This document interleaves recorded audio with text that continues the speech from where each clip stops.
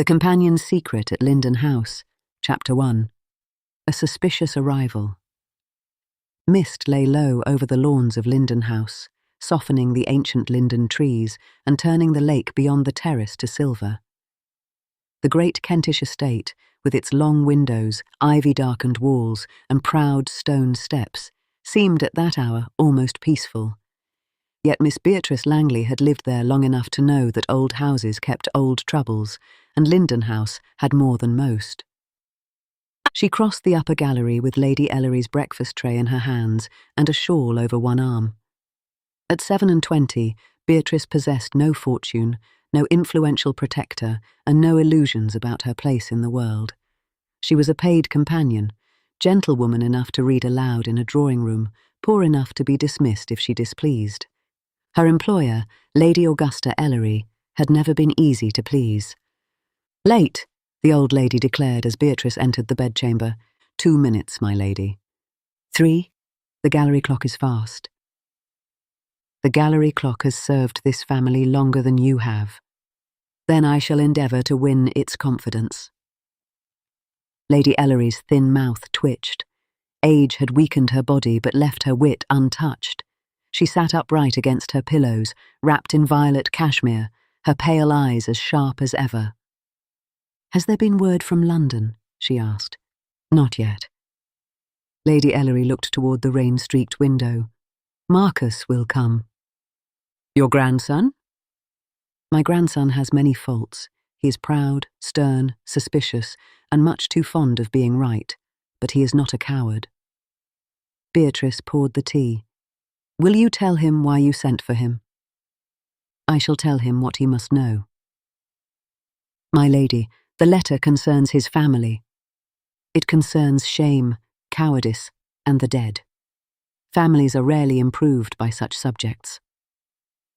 For 3 weeks, Lady Ellery had asked Beatrice to help search old rooms and private drawers for a missing letter. The old lady had revealed only fragments. The letter had been written by her younger sister, Lady Caroline, more than 30 years earlier. It contained a truth that might prevent a scandal if found in time, or cause one if it fell into the wrong hands. Beatrice had not pressed for more. A companion learned early that curiosity was dangerous. Still, she disliked secrecy. Her position depended upon reputation, and reputation was a delicate thing for a woman without money. "You are troubled," Lady Ellery observed. "I fear being misunderstood." "That is sensible. You very likely will be." "By Lord Marcus?" "Most certainly. Marcus distrusts anyone who comes too near his family's fortune." "Then perhaps he should be told the truth." Lady Ellery's gaze sharpened. "Not yet. He will dismiss my fears as the fancies of an old woman. Worse, he will dismiss you as an ambitious one." Before Beatrice could reply, Mrs. Hale, the housekeeper, appeared at the door. "My lady, Lord Marcus Ellery has arrived." Lady Ellery's hand tightened around the sheet. "Show him in." A moment later, Lord Marcus Ellery entered. Beatrice had seen his miniature in the lower hall, a laughing young man with bright eyes. The man before her was older, taller, graver. His dark coat was plain but beautifully cut, his expression controlled. Yet when he saw his grandmother, something in his face softened. "Grandmamma." He crossed the room and bent to kiss her cheek. "You smell of horses and London smoke," Lady Ellery said. "I rode from Sevenoaks before breakfast. Reckless and late. I came as soon as your letter reached me. Then blame the post for your delay. It will enjoy the attention." His mouth softened briefly, then his eyes moved to Beatrice. "Miss Langley," Lady Ellery said, "my grandson, Lord Marcus Ellery." Beatrice curtsied. "My lord." "Miss Langley," he replied. "My grandmother's companion?" "Yes, my lord." "How long have you been at Linden House?" 18 months. Indeed. There was no open insult in the word, but Beatrice heard the suspicion beneath it. Lady Ellery heard it too. Do not look at Miss Langley as though she had stolen the spoons, Marcus. I did nothing of the kind. You thought it loudly. A faint colour touched his cheek. Beatrice lowered her eyes to hide the smallest smile. Marcus turned back to his grandmother. Your letter alarmed me. You gave no details. I wished to see whether affection might succeed where explanation would invite argument. Grandmamma, do not use that tone. I am old enough to ignore it. Then tell me plainly why I am here. For one instant, Lady Ellery looked at Beatrice. The warning was clear. I am unwell, she said. How unwell? Not so unwell that I require fuss. That is not an answer. It is the only one you shall have before luncheon. Miss Langley, take away the tray before my grandson interrogates the toast. Beatrice curtsied and left. As she crossed the gallery, she felt Marcus's gaze following her. By noon, Linden House had changed. Servants moved with extra care. Trunks were carried upstairs. Mr. Pike, the butler, stood straighter than usual. A returning air disturbed a household even when he tried not to. After luncheon, Marcus asked to speak with Beatrice privately. They stood beneath the long row of family portraits in the upper gallery. I should like a clear account of my grandmother's condition, he said. Dr. Greaves visits twice weekly. Her strength varies. Her sleep is poor. Her mind remains perfectly sound. That last point was my next question. Then I have saved you the trouble of offending me by asking it. A flicker of surprise crossed his face. She trusts you, he said. I hope so. Do you handle her correspondence? When she asks it. Her accounts? No. Her jewels? Certainly not. Her visitors? I keep a record when she is too tired to receive them. And if she refuses family? I obey her wishes, even when those wishes might be influenced. Beatrice lifted her chin. My lord, I understand that elderly ladies of fortune may be vulnerable. I also understand that poor companions are easily suspected. I do not object to your concern for Lady Ellery. I object only to your assumption that concern gives you the right to insult me. For a moment he said nothing. Then he bowed stiffly. That was not my intention. Intentions are often less audible than tone. She curtsied and returned to Lady Ellery, her composure intact and her pulse unsteady.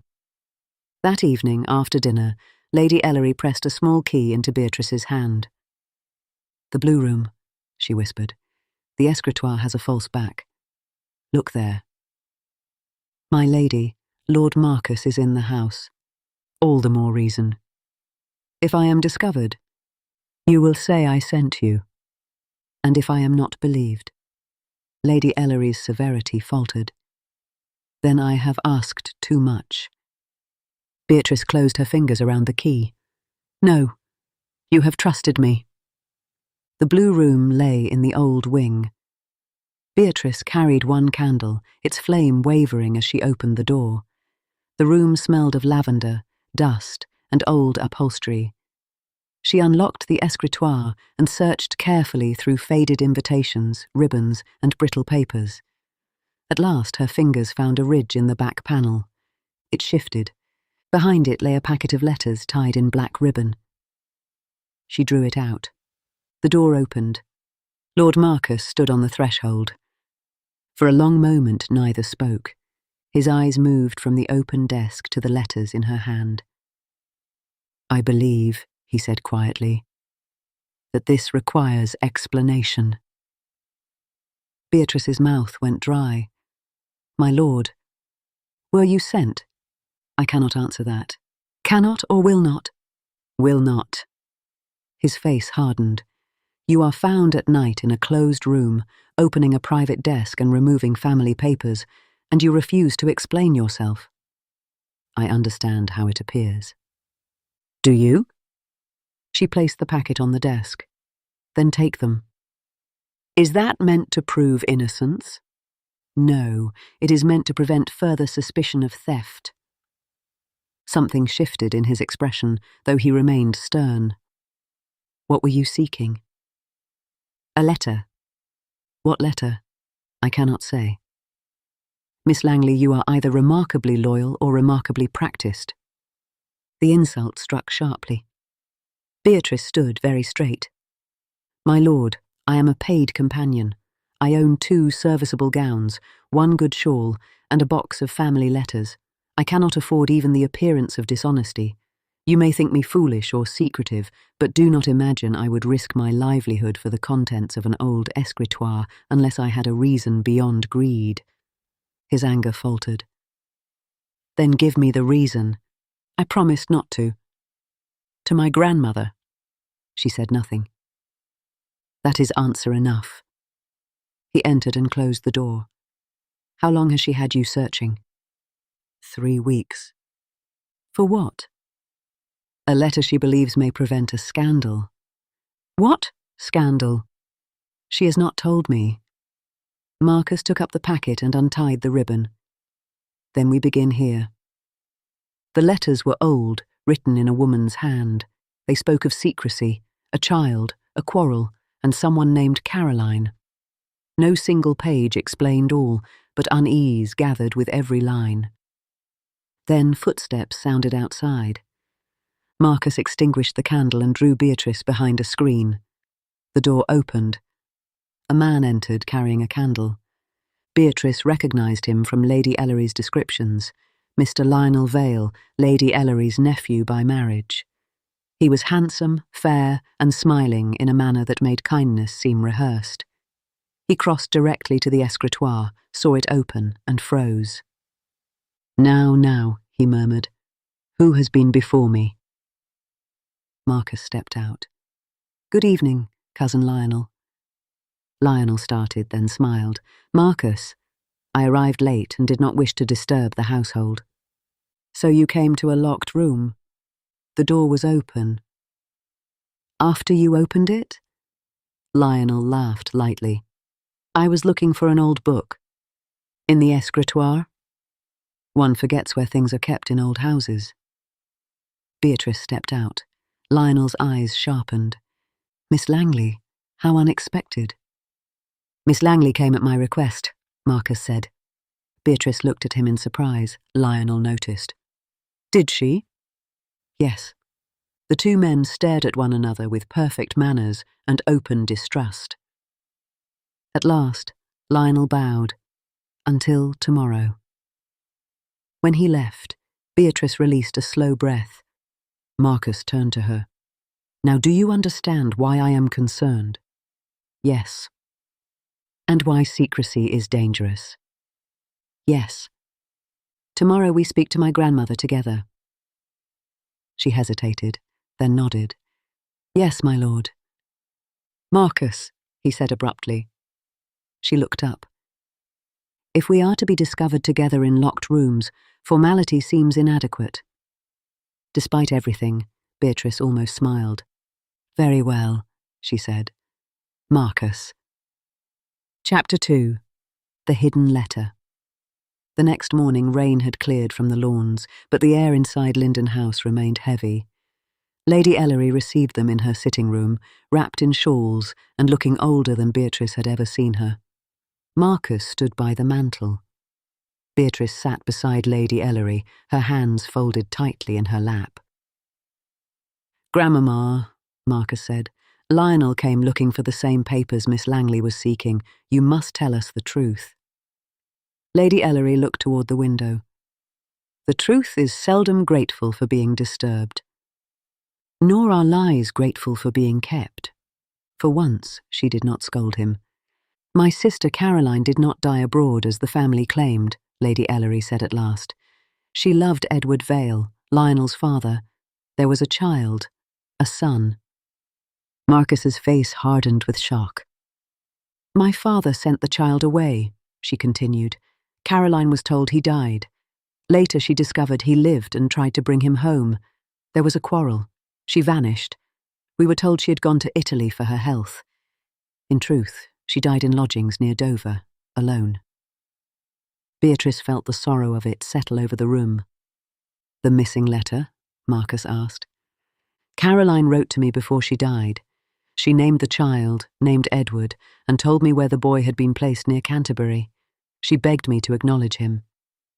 "Did you?" Lady Ellery closed her eyes. "No." The single word seemed to cost her. "I was newly married. I had position, children, reputation. I told myself exposing the past would harm the living and not restore the dead. Years later, I found the boy. He had become a clerk. Respectable, poor, proud. He wanted nothing from me, nothing but truth. I still lacked the courage to give it." Beatrice's heart ached. "Did he have children?" Lady Ellery opened her eyes and looked at her. "A daughter." Beatrice went still. "My dear," Lady Ellery whispered, "that daughter was your mother." The room seemed to tilt. "My mother?" "I did not know when you came to me. Not at first. Your name stirred memory. Your face did the rest. I made inquiries. Quietly. I became certain." Beatrice rose and moved to the window, needing air. Her mother, Anne Langley, had died when Beatrice was 12. She had been gentle, practical, and fond of old songs. She had never spoken of noble blood. Beatrice's grandfather, Thomas, had been a clerk in Canterbury. Quiet, proud, kind. He had kept a miniature of an unknown young woman, but no one had explained it. And now Lady Ellery was telling her he had been Lady Caroline's hidden son. "Why did you not tell me?" Beatrice asked. Lady Ellery's voice trembled. "Because I wanted you to care for me before you had reason to hate me." The confession pierced Beatrice more deeply than any defence could have done. Marcus looked shaken. "Where was the letter last kept?" "In your grandfather's library desk, but after his death papers were moved. I thought it might be in the blue room. There is one other place." "Where?" "The west attic, Caroline's cedar chest." Beatrice turned from the window. "Then we must search it." Marcus nodded. "You rest, Grandmamma. Miss Langley and I will go." The west attic was long, low, and crowded with abandoned furniture, old trunks, rolled carpets, screens and hat boxes. A round window admitted a narrow shaft of light. Marcus carried a lantern, though morning lay beyond the roof. They searched in silence. Beatrice's thoughts were unsettled. She did not feel elevated by the discovery. She felt grieved. Her grandfather had been denied his mother. Lady Caroline had been denied her child. Her own mother had lived and died without knowing. "Beatrice," Marcus said quietly. She turned. "I owe you more apology than I can express." "Perhaps apology is not enough." "No," he said, "it is not." His directness surprised her. "I judged you because of your position," he continued. "I saw dependence and suspected ambition. That was unjust." "Yes," she said softly. "It was." He accepted the rebuke without defense. "I learned suspicion early," he said. "My father was careless. My uncle was worse. People came near our family for money, influence, advantage. I thought distrust made me wise. It may have made you careful. It did not make you fair." "No." Beatrice looked away, unsettled by his humility. "Let us find the chest." They found it behind a dressing screen. Dark cedar wood, with tarnished brass hinges. The third key Lady Ellery had given Beatrice opened it. Inside lay folded muslin gowns, a cracked fan, dried flowers wrapped in paper, and a miniature portrait. Beatrice lifted it with trembling fingers. The young woman in the painting had bright eyes, warm colour, and the same curve of mouth Beatrice remembered in her mother. "Lady Caroline," Marcus said. Beneath the gowns lay a writing case. Its visible compartments were empty, but Beatrice noticed the lining had loosened. "There." Marcus lifted the lining. Beneath it lay a folded letter, brittle with age. He opened it carefully. "My dear Augusta," he read. Lady Caroline's words were faded but clear. She named her son Thomas. She named Edward Vale as his father. She gave the place near Canterbury where the child had been sent. She begged her sister to tell him one day that he had not been unwanted. Beatrice turned away before Marcus finished. Her grandfather had been wanted. The knowledge was comfort and wound together. Marcus folded the letter. "We have it." A soft sound came from behind the trunks. Lionel stepped into view, brushing dust from his sleeve. "How moving," he said. "A family reunion among cobwebs." Marcus rose. "You followed us." "I anticipated you." Lionel's gaze fixed on the letter. "Give that to me." "No." "My dear Marcus, consider carefully. That paper will distress your grandmother, stain the family, and encourage certain persons to imagine themselves entitled to more than their station." His eyes slid toward Beatrice. Marcus stepped slightly before her. "Do not insult her." Lionel smiled.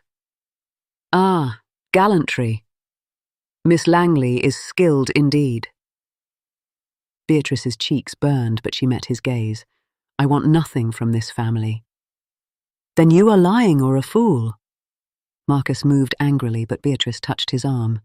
"No," she said. Lionel turned back to Marcus. "Destroy the letter. Let the dead rest.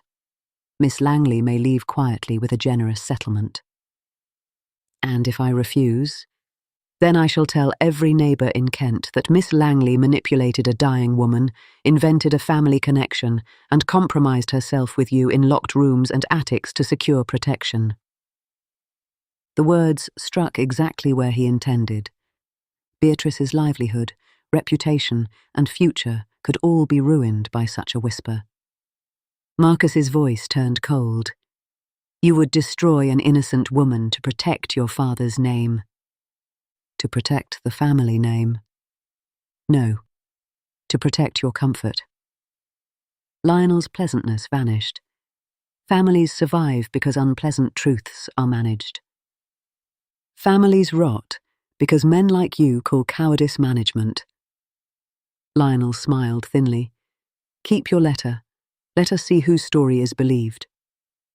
He bowed and left. For several seconds, Beatrice could not speak. Marcus turned to her. "I will not permit him to harm you." "You may not be able to prevent it." "I can."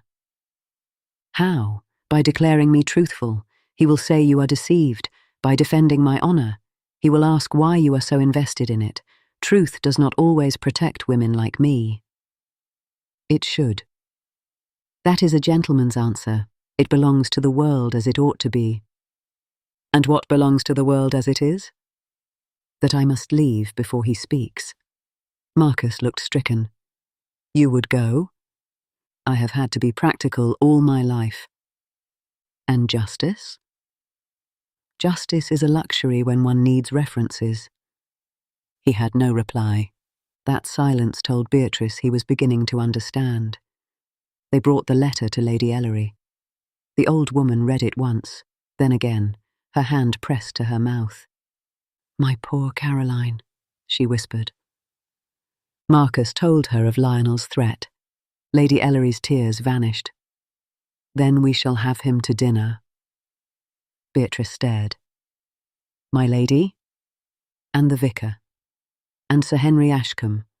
And Mrs. Harcourt." "Mrs. Harcourt?" Marcus asked. "She spreads gossip faster than fever. We may as well employ her for truth." Beatrice shook her head. "You cannot expose this for my sake." "It is not only for your sake. It will wound you." "It has wounded me for 30 years. Speaking of it will merely let the air reach the injury." "People will talk. People always talk. Let them talk over truth rather than lies." Marcus looked at Beatrice. "Nothing concerning your connection need be said without your consent." The care in that distinction moved her. Beatrice thought of her mother, her grandfather, and Lady Caroline dying alone, begging that her child be acknowledged. She thought of silence protecting pride and punishing the innocent. "No," she said at last. "If it is told, let it be told rightly." Lady Ellery held out her hand. Beatrice took it. "My brave girl," the old woman whispered. Chapter 3. A Public Choice. The dinner took place 2 evenings later. Linden House had seldom looked more elegant or more dangerous. Candles blazed upon polished mahogany and silver. Rain tapped softly at the long windows. Lady Ellery came down in black silk with diamonds at her throat, frail yet formidable. Beatrice wore her best grey gown. Lady Ellery had insisted upon lending her a lace fichu. "You shall not go into battle looking like a governess in mourning," she had said. Marcus found Beatrice in the drawing-room before the guests assembled. "You are pale," he said. "I am composed." "That is not the same." "No." His voice lowered. "Whatever happens, you will not stand alone." She wanted not to need the promise. She was grateful for it all the same. The vicar, Mr. Ames, arrived first, solemn and kind. Sir Henry Ashcombe, the neighbouring landowner, followed. Mrs. Harcourt came glittering with curiosity, her turban feathers trembling with every glance. Lionel entered last, smiling as though he had never threatened anyone in an attic. Dinner began with painful civility. Lionel praised the soup, complimented Mrs. Harcourt, and inquired tenderly after Lady Ellery's health. He was charming enough to make malice look like breeding. Beatrice spoke little. Though Lady Ellery had placed her near Marcus, she felt the fragility of her position. One accusation, artfully made, could reduce her from trusted companion to scheming adventuress. At last, the servants withdrew. Lady Ellery lifted her hand. "There is a family matter I wish witnessed." Silence fell. Lionel leaned back. "My dear aunt, is this wise? You have been unwell." "I have been unwell, Lionel, not witless." She removed the letter from a small box beside her plate. "Many years ago, my sister, Lady Caroline, bore a son. He was denied his name, his mother, and his place in truth. I was party to that silence. I regret it with what remains of my life." Mrs. Harcourt's fan stopped moving. Lady Ellery passed the letter to Mr. Ames. "This is Lady Caroline's hand?" he asked after reading. "It is." "And you attest to its history?" "I do." Lionel gave a soft laugh. "A touching relic, but hardly proof of anything. Elderly memory, romantic interpretation, convenient discoveries, these things can mislead." Mr. Ames frowned. "The letter names the child Thomas and the place near Canterbury. It names Edward Vale." Sir Henry looked gravely at Lionel. Lionel sighed, as if duty pained him. "Since my late father's name is invoked, I must speak plainly. This document, even if genuine, has been handled by persons whose motives may not be pure." Lady Ellery's eyes narrowed. "Say what you mean." Lionel turned to Beatrice. "Miss Langley has enjoyed unusual influence over you. She has searched private rooms, handled family papers, and now appears as beneficiary of a tale that elevates her own consequence. Are we truly to accept all this without question?" The room shifted. Beatrice felt every eye become aware of her differently, not as companion, not as gentlewoman, but as possible schemer. Marcus stepped forward. "No, you are not to accept anything without question. You are to question me." Lionel's smile faded slightly. Marcus's voice carried clearly. "I suspected Miss Langley when I arrived. I questioned her conduct and her motives. I wronged her. Since then, I have witnessed her loyalty under insult, her discretion under pressure, and her courage under threat. She sought no advantage. She refused gain. She was prepared to leave this house rather than expose Lady Ellery to scandal." He turned fully to Lionel. "You, however, were discovered at night searching the blue room for these same papers. A murmur moved through the room. Lionel's face tightened. A serious accusation. A true one. Miss Langley and I both witnessed it. Lionel smiled thinly. And what were you and Miss Langley doing hidden together in that room? There it was. The attack Beatrice had feared.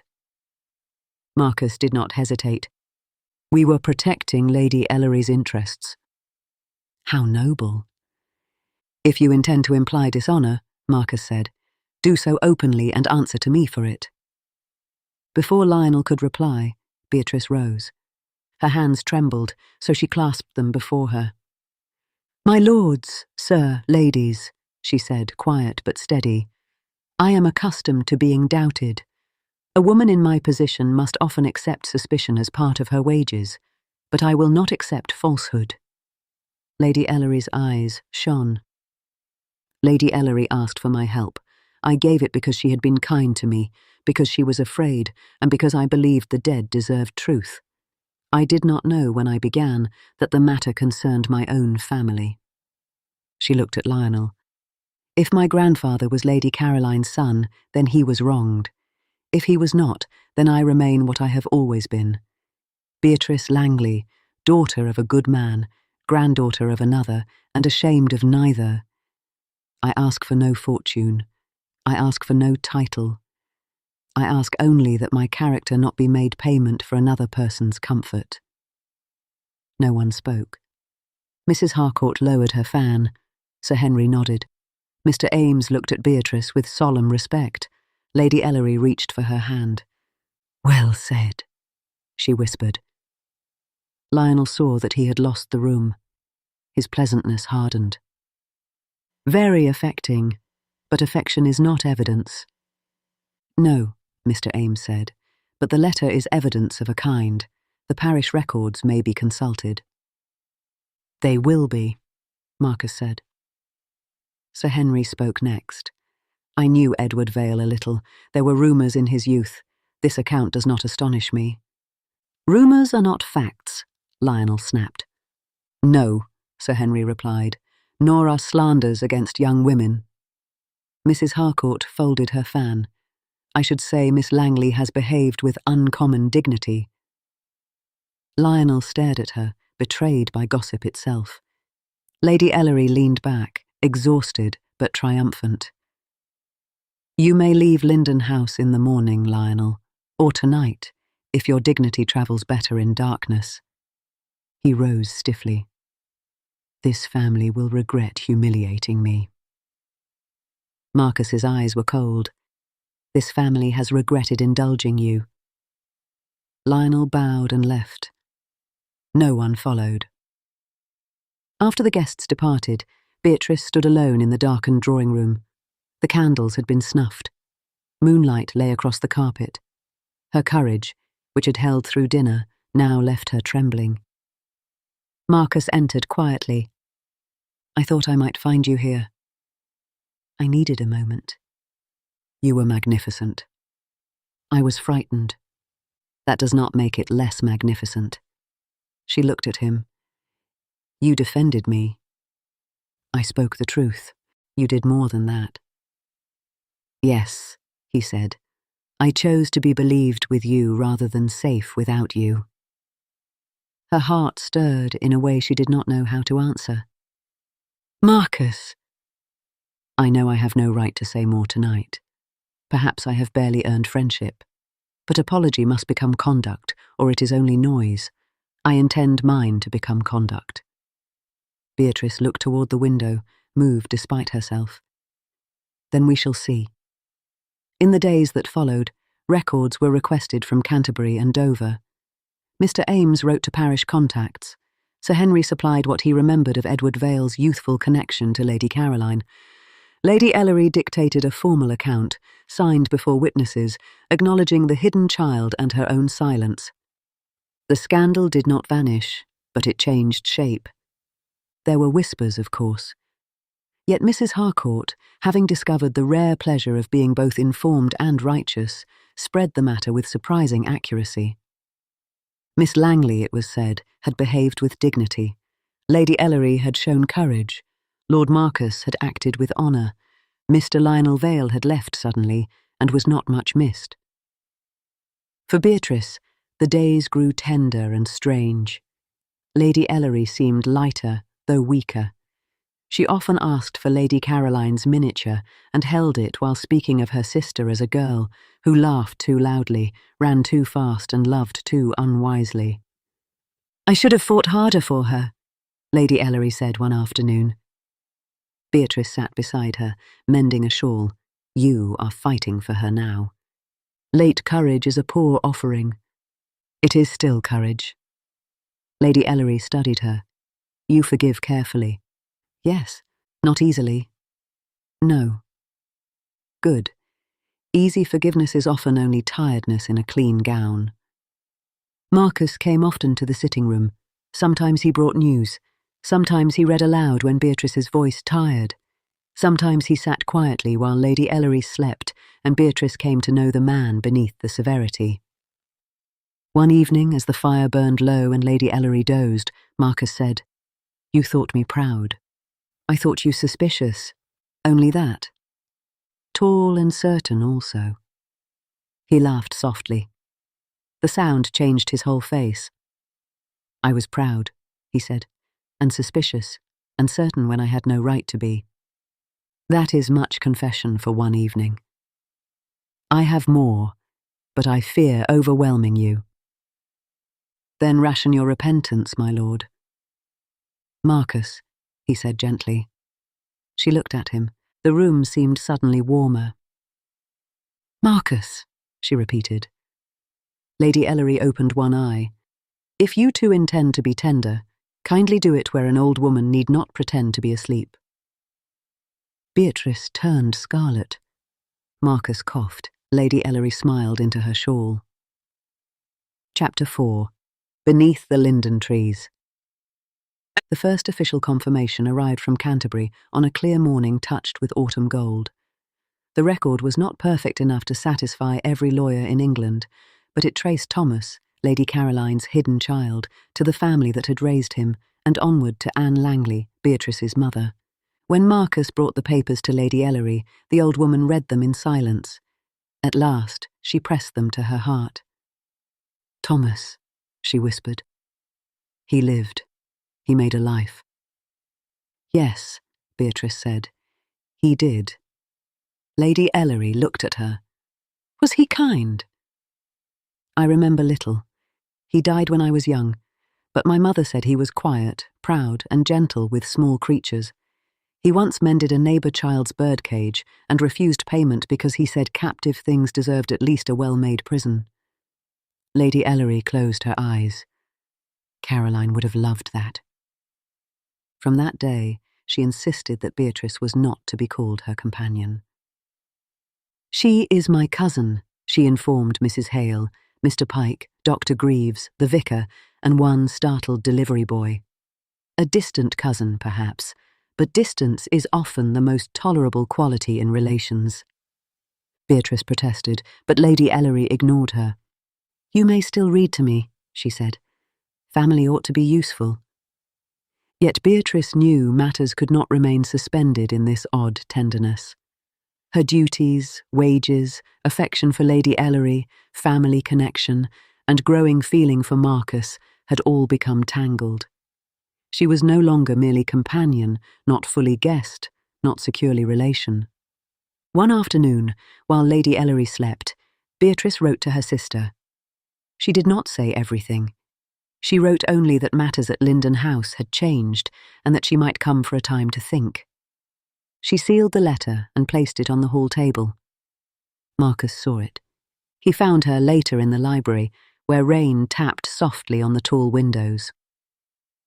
"You are leaving," he said. "I have not decided." "You wrote to your sister?" "Yes." "Does Lady Ellery know?" "Not yet." "She will call you foolish, ungrateful, and stubborn." "She may be right." "Why, Beatrice?" She clasped her hands. "Because I cannot remain here as though nothing has changed." "No one asks that." Lady Ellery is generous because she feels guilt. You are kind because you feel remorse. His face tightened. Is that what you believe? I believe feelings born in crisis may not survive ordinary days. He came closer, slowly. Mine will. You cannot know that. I can. That is certainty again. No, he said. It is choice. The word settled between them. Beatrice turned away, afraid of how much she wished to believe him. You are Lord Marcus Ellery. I was your grandmother's paid companion. You were never merely anything. Society will not see it so simply. No, society rarely sees clearly at first. We shall have to improve its vision. Despite herself, she smiled faintly. A bold undertaking. I have been accused of certainty. I may as well put it to use. She looked at him then, and every prepared defense weakened. There was no pity in his face, no passing admiration sharpened by drama. There was tenderness, but also respect. Beatrice, he said, I judged you before I knew you. Then I knew you and admired you.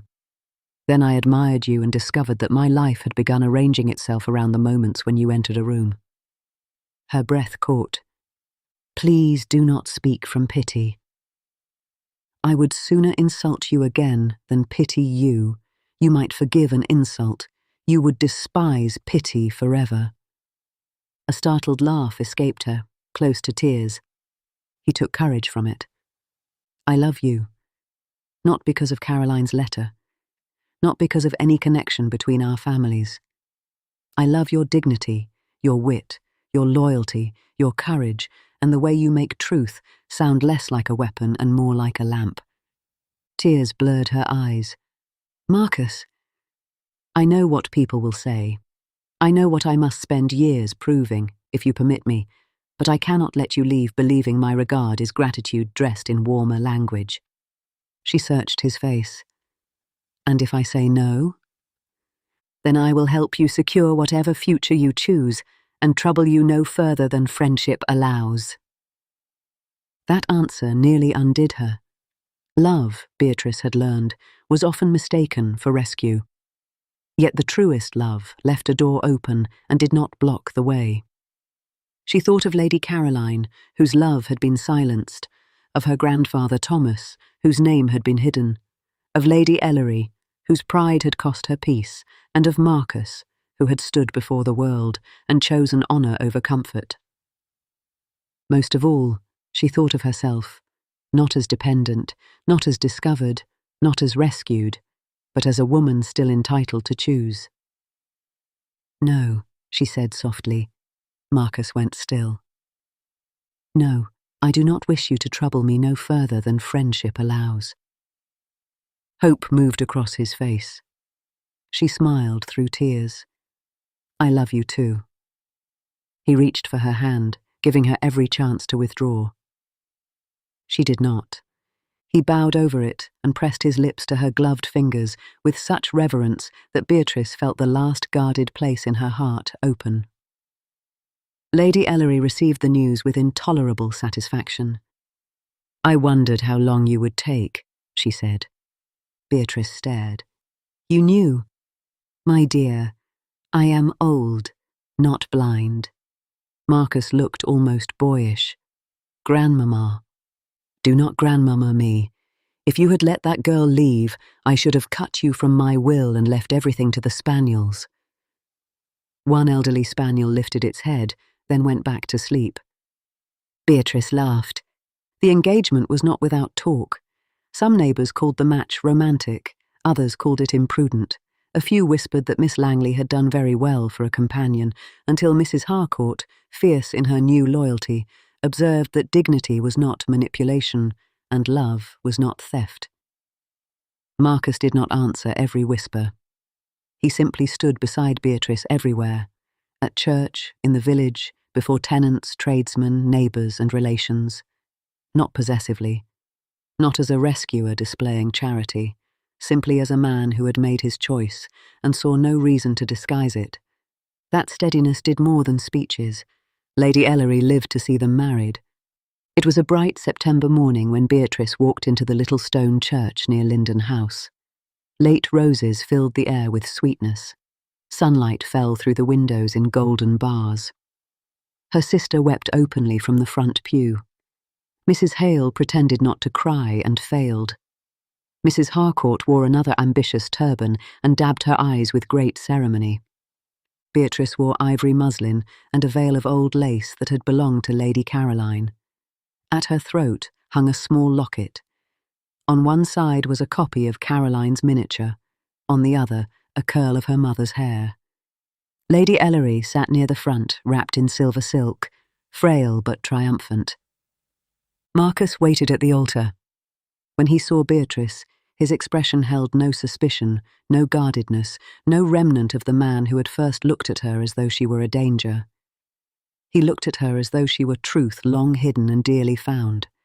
The vows were spoken. The ring slid onto her finger. The church filled with warmth, whispers, and the rustle of joy. After the service, Lady Ellery summoned Beatrice. "You are happy?" the old woman demanded. "Yes," Beatrice whispered. "Good. Do not become meek merely because you are married." Marcus, overhearing, said gravely, "I shall discourage it at every opportunity." "You had better." Lady Ellery took Beatrice's hand. Her fingers were thin and cool. "I loved Caroline," she said softly. "Badly, perhaps, too quietly. But I loved her." "I know." "She would have loved you." Beatrice bent and kissed her cheek. "Then I am glad to have found her." That afternoon, Linden House shone beneath the sun. The lake glittered.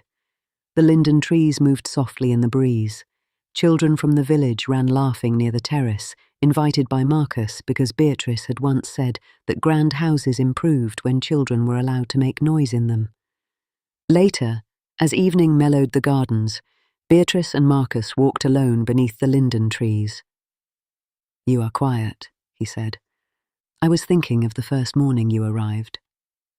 A painful recollection. "You looked at me as though I had stolen the spoons." My grandmother said the same. She was often right. Intolerably often. Beatrice smiled. They walked farther, hand in hand. Behind them, Linden House stood grand and old, no longer free from sorrow, but no longer ruled by silence. The buried letter had been found. The forgotten had been named. Pride had bent before truth. And a woman who had learned to survive by dignity had discovered that dignity need not stand apart from love.